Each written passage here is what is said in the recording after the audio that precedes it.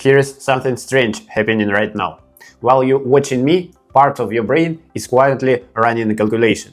Should I keep watching this or switch to something easier? That calculation is running thousands of times a day, and most of the time your brain picks easier, and it's costing you more than you realize. But here's what I want to tell you, and this is actually backed by neuroscience. The same brain mechanism that's pulling you toward distraction can be flipped, literally flipped, so that effort starts to feel good, so that discipline stops feeling like punishment. That's what we're talking about today. Not willpower, not mindset hacks, the actual biology behind why your brain avoids hard things and how to change that biology. Your brain is running on one core principle all day, every day. What gives me the most reward for the least energy? Every action you consider gets evaluated in milliseconds. High effort, uncertain outcome, your brain pumps the brakes. Low effort, guaranteed stimulation, green lights, let's go. This is the ancient survival wiring. For most human history, conserving energy was literally life or death. The problem is that ancient brain is now living in 2026, and 2026 was specifically designed to exploit it. Every app, every feed, every notification, these weren't built by accident. They were engineered by entire teams of behavioral scientists whose one job is to trigger your reward system with zero effort on your part. Your brain isn't broken, it is being hacked. There is a difference. And the culprit behind all of this has a name, but it doesn't work the way you've been told. Let me tell you what's actually happening neurologically when you can't start that project, can't drag yourself to the gym, can't focus for more than 3 minutes. Deep in your brain, there is a structure called the nucleus accumbens. Think of it like your brain's motivation engine. It runs almost entirely on one neurotransmitter, dopamine. Now, most people think dopamine is about pleasure. It's not. Dopamine is about wanting, about anticipation. It spikes before the reward, not during it. That's why scrolling feels so magnetic. Every swipe might show you something interesting. Your brain is flooded you with dopamine to keep you searching. Now, here where it gets dark. When your brain receives too many easy dopamine hits, it adapts. This process is called downregulation. Your dopamine receptors, the ones receiving those signals, literally decrease in number and sensitivity. The result? You need more stimulation to feel the same level of interest. A book that once pulled you in feels slow. A conversation feels dull. A workout feels impossible before it even starts. You're not losing discipline or getting lazier. You're experiencing a tolerance effect, the same mechanism behind drug addiction, just with a phone instead of the substance. This is why people who spend the most time on social media often report the lowest motivation for real-world tasks. Their brains have been calibrated to expect constant, effortless reward. Anything that requires sustained attention feels, by comparison, like suffering. Now, here's the part that changes everything, and the reason this isn't a life sentence. Here's the part I actually enjoy telling people. What your brain learned, it can unlearn. Neuroplasticity, your brain's ability to rewire itself based on experience, work in both directions. Every choice you make is either reinforcing pathways for focus and discipline or reinforcing pathways for distraction and avoidance. Your brain is changing either way. The only question is which direction you steer in it. And what does fixing this actually look like? So, dopamine detox. What does this actually mean? Despite the name, you're not detoxing from dopamine. Dopamine is produced inside your brain, you can't flush it out, and you don't need it. What you're actually doing is removing the artificial, hyper-stimulating sources of it. Here's the metaphor I use with the patients. Imagine a dimmer switch that's been cranked to maximum brightness for so long. Your eyes have adjusted to that as normal. Now step outside into natural daylight. It looks dim. It looks boring. That's your brain on constant stimulation. Real life, real effort, real conversation, real work looks gray by comparison.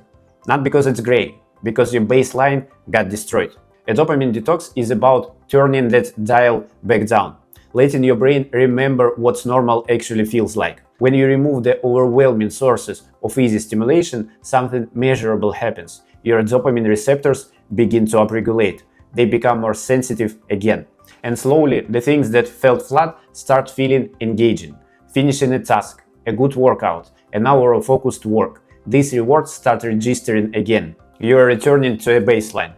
Now, here where it gets important, because knowing this isn't enough if you go about it in the wrong way.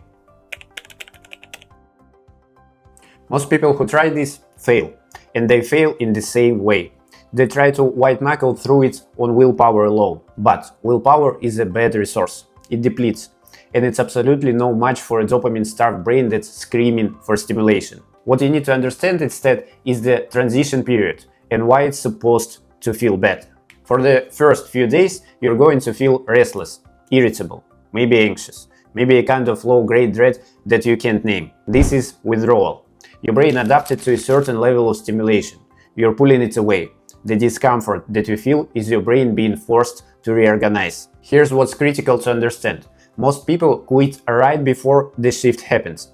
They feel the discomfort, interpret it as a sign they're doing something wrong, and go back to their phone. But that discomfort is the process. Push through it. So, what do you actually do? Specifically, step by step. Let me give you what to actually do. Step 1. Identify your highest dopamine, lowest effort activity. Not what you enjoy the most, what requires the least effort for the most stimulation. For most people, the phone, specifically short form video or social media. But it could be junk food, online shopping, video games, pornography. Whatever gives you intense stimulation with minimal effort. That's your target. Step 2. Remove it temporarily. Not forever, temporarily. 3 days is a starting point. 7 days is meaningful. 3 weeks is where real recalibration happens. During this window, you create an artificial scarcity of easy dopamine, which forces your brain to find satisfaction in harder things. Step 3, and this one is non-negotiable. Replace, don't just remove. Your brain will not tolerate the emptiness. If you take away easy dopamine and replace it with nothing, you will fail by day 2. Instead, deliberately fill that space with activities that offer slower, more sustainable rewards. Read a physical book instead of scrolling. Cook a meal instead of ordering. Walk outside without headphones. Exercise without music or podcasts, at least sometimes. Journal by hand. Have an actual conversation with someone. This will feel boring at first. That's expected. Your system is still tuned to high-intensity input. But here's what happens if you stay with it. Your brain starts releasing dopamine in anticipation of these activities. After a week or morning walks, your brain begins associating that routine with the reward signal. It starts wanting it. You're not forcing discipline. You're retraining your reward system from the inside. I want to make a distinction here that most people have never actually thought about. Pleasure is immediate and external. It requires no effort. It fades the moment the stimulus is gone. Satisfaction is delayed and internal. It requires effort, and it lasts. Modern life is absolutely overloaded with pleasure and almost completely empty on satisfaction. That's why you can spend an entire Sunday watching videos, eating whatever you want, doing nothing that costs you anything, and go to bed feeling hollow. Your brain got stimulation, but it got no satisfaction. A dopamine detox shifts your focus from chasing pleasure to building satisfaction. And here's the neuroscience that most people don't hear. Satisfaction produces more dopamine over time than pleasure does. When you push through resistance and complete something difficult, your brain releases a full cocktail: dopamine, serotonin, endorphins. That's the feeling athletes call a runner's high.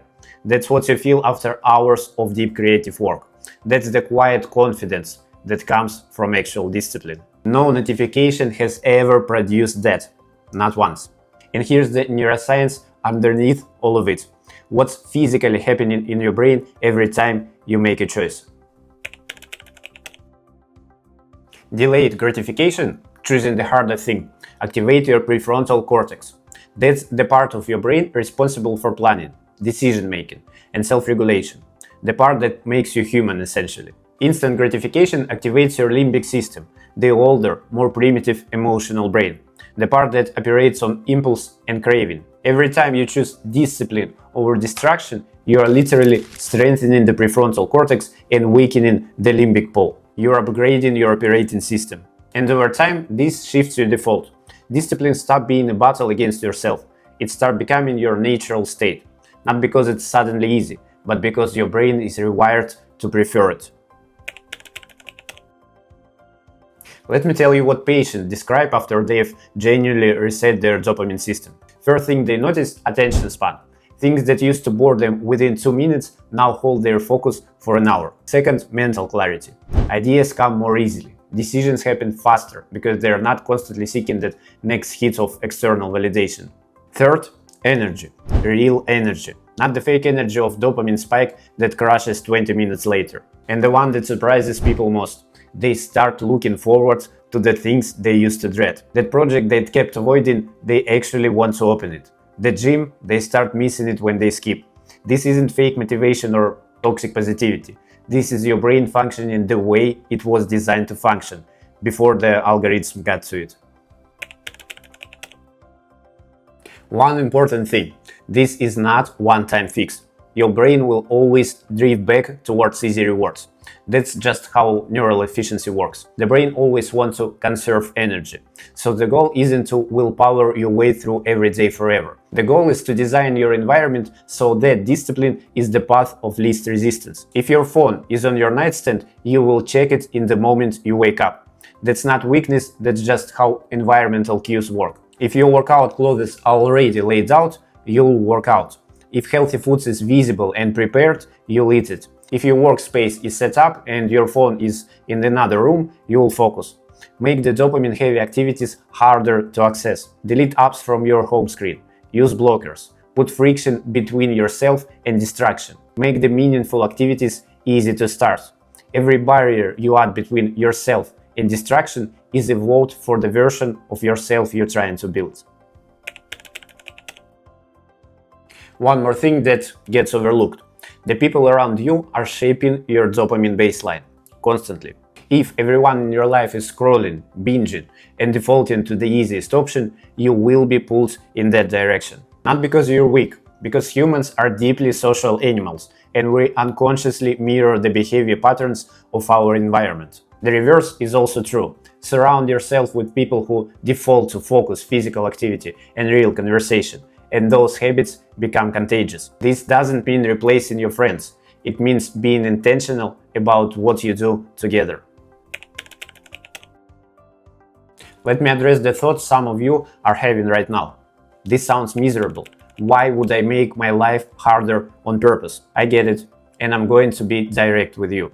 You're thinking that from inside a brain that's already been hijacked. Of course, discipline looks harder than scrolling from where you're standing right now. But here's what the other side actually looks like. From a recalibrated brain, distraction is what feels hard, because distraction leaves you anxious, behind, and empty every single time.